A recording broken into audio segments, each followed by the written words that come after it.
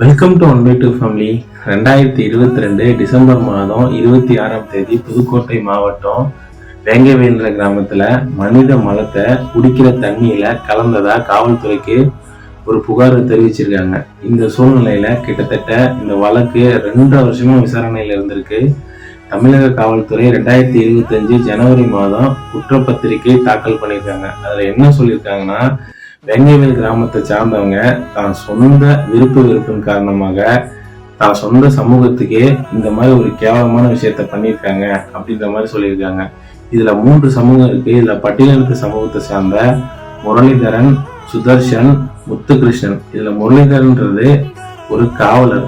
தான் சொந்த வெறுப்புக்காக தான் சொந்த மக்களுக்கே இந்த விஷயத்த பண்ணதா காவல்துறை சொல்லியிருக்காங்க.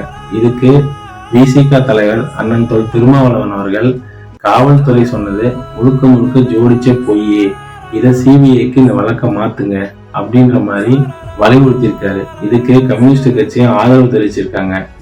நீங்க என்ன நினைக்கிறீங்க? உண்மையிலேயே தமிழக காவல்துறை சொல்றது உண்மைதான் நினைக்கிறீங்களா, இல்ல ஜாதி கலவரம் வரக்கூடாதுங்கிறதுக்காக காவல்துறை பொய் சொல்லுதுன்னு நினைக்கிறீங்களா? எப்படியா இருந்தாலும் நீதிமன்றத்துல தீர்ப்பு இன்னும் கொஞ்ச நாள்ல வரப்போகுது. உங்களுடைய கருத்து என்னன்னு கமெண்ட்ஸ்ல தெரிவிங்க. நன்றி.